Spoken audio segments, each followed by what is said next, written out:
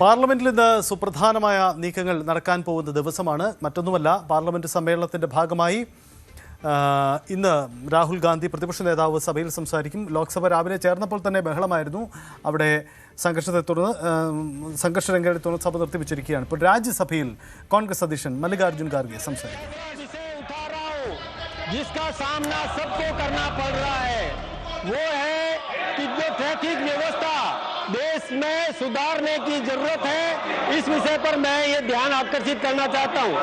हम अपना समय मैनेजमेंट करके निकलते हैं, लेकिन जो ट्रैफिक की समस्या का सामना जब करना पड़ता है तो यथा समय पहुंच नहीं पाते। कई बार ऐसी भी स्थिति बनती है कि जब समय अधिक लेकर के निकलते हैं और आसानी से जल्दी पहुंच जाते हैं तो वहां पर भी हमारा समय खराब होता है। इसके लिए ट्रैफिक मैनेजमेंट की आवश्यकता है।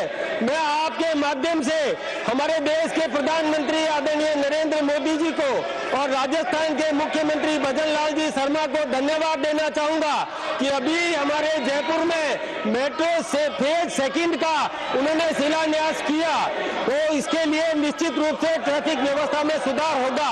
मैं आपका ध्यान आकर्षित करना चाहूंगा, राजस्थान के कोटा में इस प्रकार की व्यवस्था की गई है कि जो भी चौराहे हैं वहां पर या तो अंडरपास बना दिया या ओवरब्रिज बना दिया ताकि कहीं पर भी सिग्नल पर रुकने की जरूरत नहीं पड़े।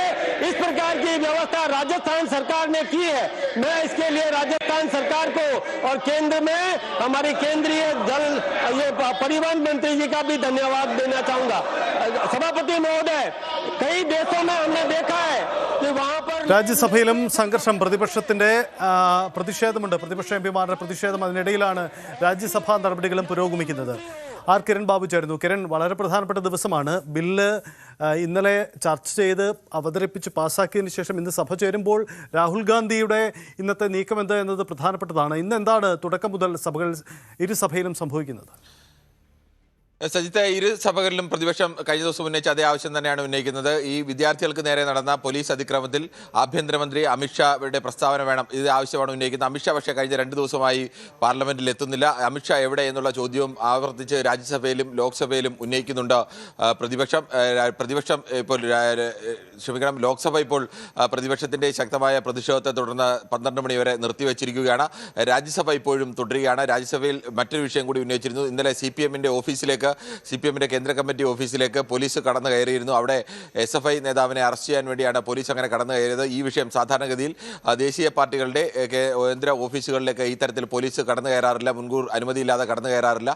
ഈ വിഷയം ഇന്ന് അവർ ഉന്നയിക്കുന്നു. പ്രധാനമായും CPM ആ വിഷയം ഉന്നയിക്കുന്നു. മറ്റ് പ്രതിപക്ഷ പാർട്ടികളും ഈ വിഷയത്തിൽ CPMന് പിന്തുണയായുണ്ട്. എന്നാൽ രാജ്യസഭയിൽ ഇപ്പോഴും ഈ ആവശ്യത്തിൽ ഏതെങ്കിലും തരത്തിൽ മറുപടി നൽകാൻ സർക്കാർ ഇപ്പോഴും തയ്യാറായിട്ടില്ല. രാജ്യസഭയിൽ ഇപ്പോഴും പ്രതിപക്ഷാംഗങ്ങൾ ഒരു ഭാഗത്ത് അമിത്ഷായുടെ പ്രസ്താവന ആവശ്യപ്പെട്ടുകൊണ്ടും അതോടൊപ്പം തന്നെ CPMന്റെ പാർട്ടി ഓഫീസിലേക്ക് പോലീസ് കയറിയ വിഷയത്തിലും ബഹളം തുടരുകയാണ്. മറുഭാഗത്ത് ഇതിനെതിരായിട്ടുള്ള നീക്കങ്ങൾ, സർക്കാരിന്റെ ഭാഗത്തുനിന്നുള്ള വിശദീകരണം, സർക്കാർ നടപടിക്രമങ്ങളുമായി മുന്നോട്ട് പോവുകയാണ്. ശരി, അതാണ് പാർലമെന്റിൽ സംഭവിക്കുന്നത്. തുടക്കത്തിൽ തന്നെ പ്രശ്നങ്ങളും പ്രതിഷേധങ്ങളുമാണ്. സഭാ നടപടികളിലേക്ക് നമുക്ക് മടങ്ങി വരാം.